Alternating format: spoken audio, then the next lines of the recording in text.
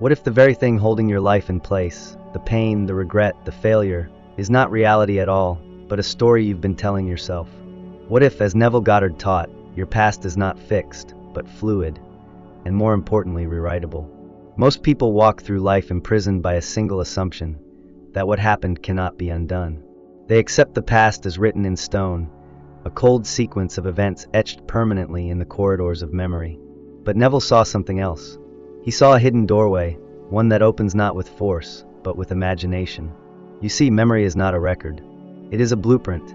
The subconscious mind, the great builder of your reality, uses it not as history, but as instruction. Every time you replay that moment when you were rejected, abandoned, or overlooked, you are not just remembering. You are reinforcing. You are handing your subconscious the same script again, and again, and again. And like a loyal actor, it performs that script flawlessly in your present life. Neville Goddard called this revision. But let's call it what it really is: time travel for the soul. He didn't just ask you to visualize a better future. He asked you to go backwards, into the very moment where the pain took root, and rewrite it. To reach into that moment, not to analyze it, not to fight it, but to change it. Feel it unfold as it should have happened. Let the money arrive. Let the person say yes. Let the door open. Let the miracle already occur. Because your subconscious doesn't know the difference between what was and what is vividly imagined. It only knows repetition. It only knows emotion. It only knows what you feel is real. And that's the secret nobody talks about. You don't heal the past by talking about it. You heal it by changing it. Silently. Repeatedly. Emotionally. Until your inner world no longer remembers the wound, only the win. This isn't denial. This isn't fantasy. This is creation at its most divine. Neville said, "There is no one to change but self." And self, your deep, unconscious identity, is built on the assumptions you made yesterday, the day before, 10 years ago. Change those assumptions, and you don't just change your outlook. You change your life. So I'll ask you again, what if the past is not a prison, but a paintbrush? What if your greatest power is not ahead of you, but behind you, waiting for you to pick it up? Don't speak it. Don't share it. Just revise it. And let reality follow quietly. Close your eyes and recall that one moment. Yes, that one. The missed opportunity. The argument that left you hollow. The job you didn't get.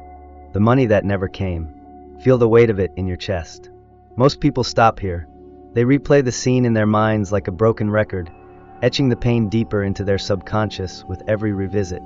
But Neville Goddard offered another path, one so quietly powerful it borders on the miraculous. Take that moment and revise it, not as wishful thinking, not as escapism, but as a deliberate act of creation. Start by isolating the event. See it clearly. Then, with tenderness and precision, reshape it. If you were rejected, hear the words, "Congratulations, you've been accepted." If the conversation ended in conflict, replay it with peace, with laughter, with understanding. If the money didn't arrive, imagine it had already been transferred to your account last week. Feel the relief. See the number. Smell the receipt. This isn't pretending. This is instructing your subconscious what to believe, and in turn, what to create. Neville Goddard made it clear. The subconscious mind does not operate on logic, it operates on assumption. It doesn't care what is true. It responds to what is assumed to be true, and it is emotion, deep, vivid emotion, that makes the assumption stick. You cannot just say it happened differently. You must feel as though it always did. That is the difference between fantasy and revision. One is passive, the other is power. Understand this. Every belief you hold today was once an assumption you repeated long enough to make permanent. And now you have the same power, but in reverse. You're not just healing a memory. You are altering the instruction manual of your reality, because what you revise, your subconscious accepts. And what it accepts, it recreates, in your health, your finances, your relationships, your world. This is not about denial. It's about dominance. The inner must lead the outer. The blueprint must precede the building. And your revised memory is that blueprint. When you feel it as real, your subconscious rewrites its code. Quietly, systematically, without asking permission from logic or evidence. And here is the beauty of it all. You don't need anyone to validate your new past. You don't need proof.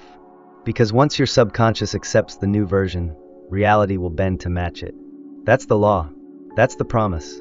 That's the hidden power Neville Goddard handed to anyone brave enough to stop reacting and start revising. So take that moment, whatever it is, and rewrite it now. Not in words, but in feeling. Rewrite it until the old story dissolves. Rewrite it until your body relaxes as if it truly happened that way. Rewrite it until your world no longer reflects what hurt you, but what healed you. Because you are not just remembering, you are commanding. And reality is always listening. Most people make the mistake of thinking one vivid visualization is enough. They revise once, maybe twice, and then wait for the world to change. When it doesn't, they doubt the process, they doubt themselves, and worst of all, they doubt the power of imagination. But Neville Goddard warned us about this very trap. He said, "You must persist in the assumption until it hardens into fact." The key is not in intensity, but in repetition. You're not trying to convince the outside world. You are reprogramming the inner one. Your subconscious does not respond to a single flash of emotion. It responds to consistency. It believes what it hears most often. Think of a memory from years ago, one you've told so many times it feels immovable. Why does it feel so solid? Because repetition gave it form, gave it power, gave it presence. This is how all reality is formed, not by truth, but by what is rehearsed often enough to be accepted as true. So when you revise a past event, you are not simply changing a scene. You are installing a new command. But that command must be repeated, night after night, especially in the quiet, drowsy moments before sleep, when the conscious mind loosens and the subconscious becomes most receptive. This is when you impress the new version.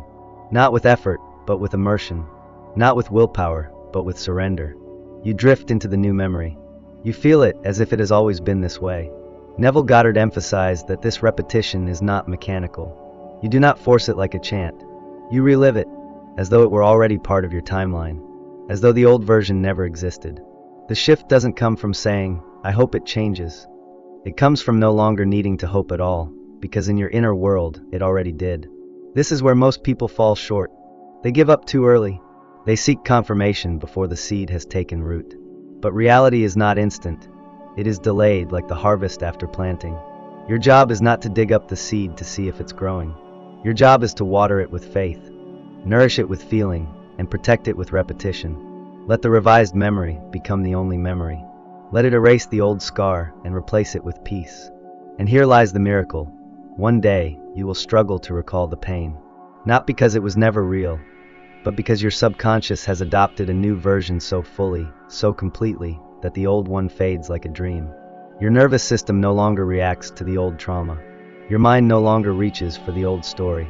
And your reality, without resistance, shifts to meet this new truth.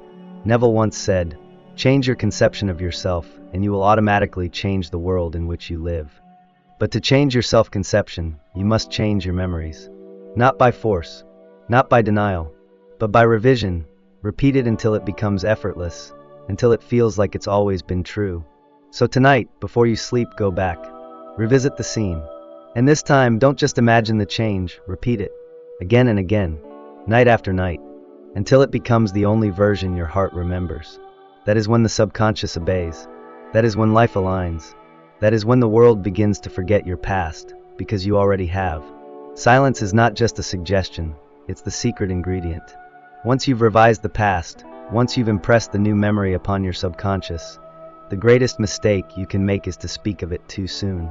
Neville Goddard warned that the moment you begin to explain your manifestation, to seek validation, or to look for evidence, you are undoing the very work you've done. Your inner world is like wet cement. The new assumption is the imprint. But when you poke it, talk about it, question it, you smudge the shape before it has time to set. Why is silence so powerful? Because silence is trust. Silence is alignment. Silence is the deep, unshakable knowing that what you have imagined is already done. You don't tell people your seed is growing underground. You water it. You wait. You live as though it's inevitable. But when you go searching for signs, asking, "Is it working yet?" you're not manifesting from faith, you're manifesting from fear. And fear is a signal to the subconscious. This isn't real yet. I don't believe it. Neville often said that assumption is stronger than observation. The average person lives by what they observe. They wake up, look around, and decide what to believe based on what their five senses report. But this is living in reaction, not creation. The awakened one, the one who practices revision, lives from the inner world first. They don't wait for evidence. They embody the result. Quietly, consistently, inwardly. This is why Neville emphasized moving in silence. Not because the world doesn't deserve to know, but because your manifestation deserves protection. Words dilute energy. Explaining yourself, justifying your desires, or asking others what they think. All of it pulls you back into the old self, the one who didn't have it yet, the one who was still waiting. The moment you try to prove it's happening, you've already decided it isn't. The revised past must be allowed to settle like ink into the page. You let it become part of your story, not because you forced it, but because you lived it in consciousness. And then, when you least expect it, the outer world reshapes itself to match your new internal order. People change. Circumstances realign. The door that was once locked swings open without resistance.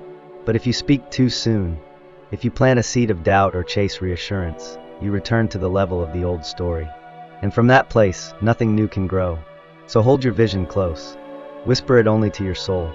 Let the silence between you and the world become sacred space where your new reality takes root. This is not about secrecy for fear's sake. It's about reverence. You are mid-creation. You are not watching life, you are writing it. Neville Goddard once said, "Dare to believe in the reality of your assumption and watch the world play its part relative to its fulfillment." The key word is watch, not analyze, not explain, not measure. Just watch. Silence is not empty. It is filled with power. When you move in silence, you do not broadcast the frequency of desire. You radiate the frequency of fulfillment. And fulfillment does not need to be announced. It only needs to be lived. There comes a moment in the revision process, a quiet, almost imperceptible shift, when the old story no longer stings, and the new story begins to feel like it's always been true. This is not just imagination anymore. This is identity.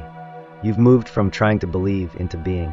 Neville Goddard spoke of this as the ultimate aim. To live in the end, to embody the state of the wish fulfilled, not as a future event, but as a present fact. When you reach this state, something miraculous happens. You forget to doubt. You forget to wait. You forget to ask when or how, because within you it's already done. This is the tipping point. The world begins to bend, not because you forced it, but because you no longer need it to catch up. You're not looking for signs, because you are the sign. You're not manifesting outcomes. You're radiating assumptions, and the world simply mirrors them back. This is the law in action. The world is a mirror, and what you revise internally becomes what you see externally. But here is the nuance Neville emphasized. Don't expect fireworks. Expect normalcy. The changes you revised may come wrapped in the most ordinary circumstances.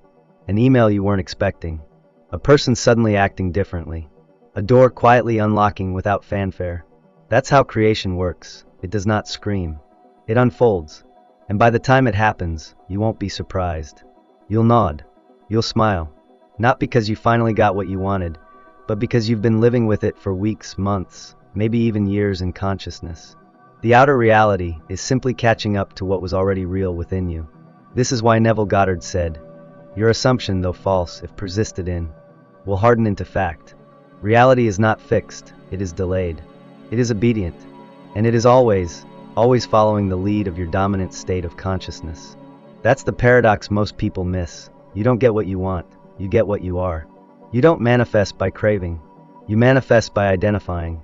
And when you revise the past until it feels natural, until the new version is the only version that lives in your emotional body, your subconscious no longer differentiates. It only executes.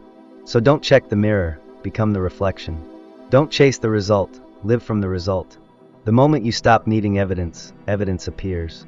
The moment you stop striving, the thing you once longed for feels familiar, as if it had always been yours. And this, perhaps, is Neville Goddard's greatest revelation. The world rearranges itself around the man who no longer needs it to change. Because that man has already changed himself. Internally, silently, permanently. So if you've revised, and you've persisted, and you've kept silent, now is the moment to release. Not release the desire, but release the need. Let it go with certainty. Let it go with confidence. Let it go because, in truth, there's nothing left to hold on to. It is already done. It is already yours. It is already you. And when you walk in that assumption, not tomorrow, not someday, but now, you will find that reality has no choice but to follow. Because you have become the author, not the echo. The cause, not the effect.